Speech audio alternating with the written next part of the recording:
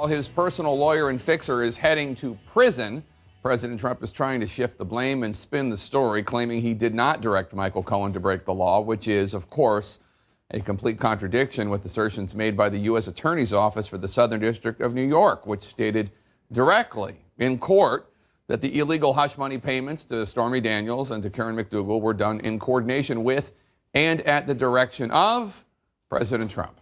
Mr. Trump also today questioning if the McDougal payment was ever even made. And technically, the president might be correct in that while McDougal was paid for her silence by the National Enquirer parent company AMI, there is not yet any evidence that Mr. Trump or his organization paid them back. The Wall Street Journal has even reported that AMI CEO David Pecker called off the reimbursement deal on the advice of his lawyer, worried that it would be viewed as an in-kind campaign contribution. The Journal also reporting that Pecker asked Cohen to tear up that reimbursement agreement, but Cohen did not do so, and federal agents found it when they raided his office. President Trump is, however, on tape discussing that payment with Michael Cohen. Beyond that spin, there were some odd and false claims made by the president today, such as that Cohen, quote, pled to 2 campaign charges which were not criminal, unquote, which is a bizarro world interpretation, given that Cohen is going to prison for those criminal charges and others. The president also complained today that those 2 felony counts were simply added to Cohen's docket to embarrass him, the president. CNN's Jeff Zeleny at the White House. Jeff, President Trump seems to be throwing out all the defense options and seeing what sticks.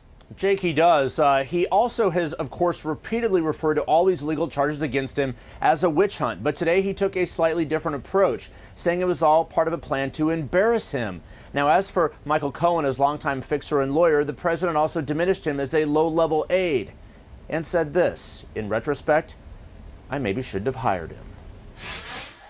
Let me tell you, I never directed him to do anything wrong. President Trump speaking out today against his longtime lawyer and fixer Michael Cohen, saying the charges that led to Cohen's 3-year prison sentence were intended to embarrass the president. Because what he did was all unrelated to me, except for the 2 campaign finance charges that are not criminal and shouldn't have been on there. They put that on to embarrass me. They put those 2 charges on to embarrass me. But the president's view, spelled out in a flurry of tweets and an interview with Fox News, is at odds with the facts. He insisted that the campaign finance charges against Cohen relating to the hush money payments to porn star Stormy Daniels and Playboy playmate Karen McDougal weren't criminal. Michael Cohen pled guilty to something that's not even a crime. But that's not true. The charges are criminal, and part of the reason Cohen received a prison sentence of 3 years, along with tax evasion, bank fraud, and lying to Congress. The president increasingly isolated as friends turn on him, including National Enquirer publisher David Pecker, who accepted immunity from federal prosecutors about the hush money payments. But the president also trying to muddy the waters on that front. Let me just tell you about that tabloid. I don't think, and I have to go check, I don't think they even paid any money to that tabloid, okay? I don't think we made a payment to that tabloid. Though it appears to be true Trump didn't pay American Media Inc., federal prosecutors say Trump directed the company to pay McDougal to keep her from telling her story about an alleged affair during the 2016 campaign. The president had kinder words for another one-time friend, former National Security Advisor Michael Flynn, fired by Trump, and now cooperating with special counsel Robert Mueller's Russia probe. While Trump said Flynn didn't lie, I have a feeling that maybe he didn't. He's a tougher kind of a guy than Cohen. But they took a general that they said didn't lie, and they convinced him he did lie, and he made some kind of a deal. That's precisely what Flynn pleaded guilty to, lying to the FBI, and is now awaiting sentencing.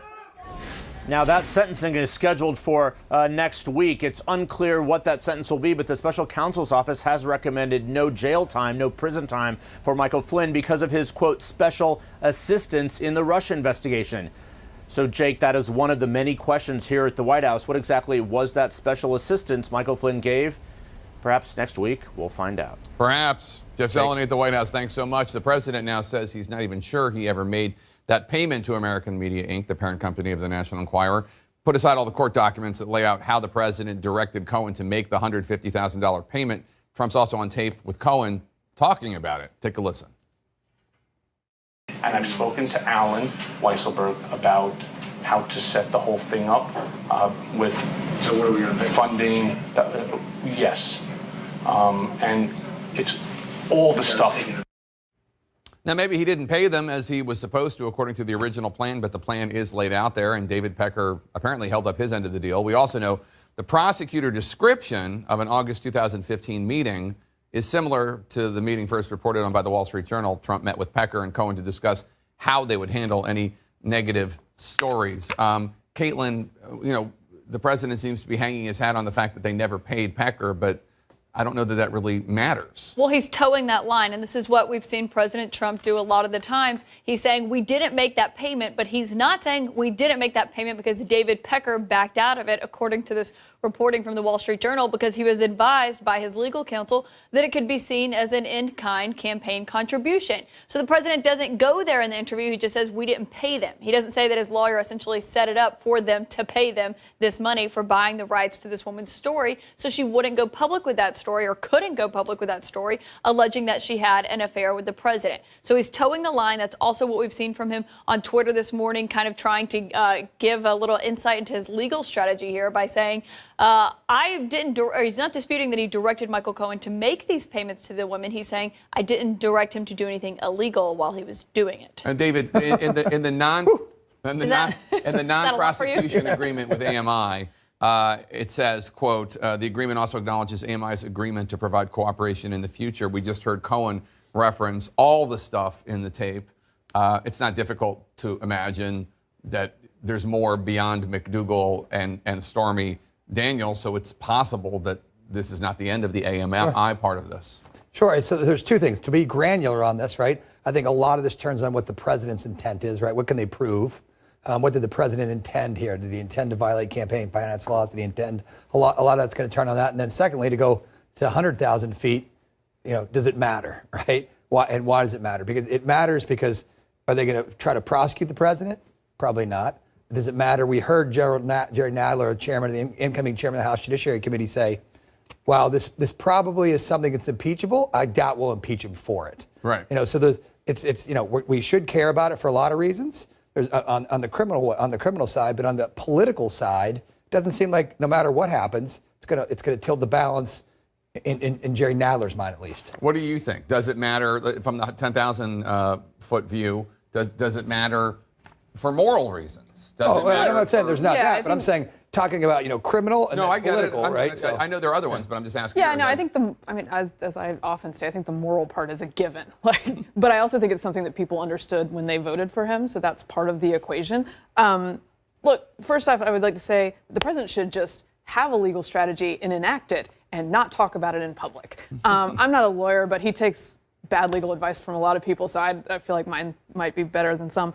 Well, I am with him, I think, the president on this part of it, which is do I think that they would be going hard after Cohen on rather small FEC violations of $100,000-ish if they couldn't use that to get to Trump? No, I don't think they would. These things are hard to stick. As we saw with John Edwards. Well, as we saw with John Edwards, they're often settled with fines, as I think they probably should be. It's not that I don't think Cohen has stuff to answer for, which is why he made this deal. But I do think that that's why we're talking about those things. And it doesn't matter how trashy an FEC violation is, it's still an FEC violation. So, Robbie, you were Hillary Clinton's campaign manager. Federal prosecutors laid out yesterday, quote, AMI further admitted that its principal purpose in making the payment was to suppress the woman's story so as to prevent it from influencing the election. That is a difference in this story from the John Edwards story. Do you think that this would have made a difference? And the reason I ask is because this is after the Access Hollywood tape dropped that all this happened. So the American people did have some idea, and these are consensual relationships as opposed to what's described on the Access Hollywood tape. Yeah, and I think it speaks to this overall moral issue that sometimes gets lost in the details. I mean, you have, look, I don't like to call the Inquirer a media organization, but in theory, you have a media organization being paid by a presidential campaign to buy someone's story and suppress it. Of course, I think that would have made a difference if people would have known that. Is it going to change the outcome of the election? Who knows? But I will say the number of things that we're asking, did it make a difference, continue to pile up. Did leaking emails make a difference? Did James Comey make a difference? Now we learn that they're literally paying news organizations to suppress stories. Did that make a difference? So No, but what about the affair itself, the alleged affair itself? Would that have made a difference? Because that's what they were hiding. No, what I'm arguing would have made a difference was knowing that this campaign's practice was to pay an organization to buy stories away, to make them go away. Oh, the catch and kill. I think that absolutely people would have been alarmed by that. Sure. We're asking this question, but clearly President Trump thought it would have made a difference, because otherwise, why would they have done this? Well, Except it was also his MO for his MO was forever. It's been, allegedly, Which is why it's gonna be hard to stick. This is what, the David catch and kill stories have been going on with Trump for years. Not just about that, but bad business stories and bad, the National Enquirer had been doing it for years and years, and it was a practice. So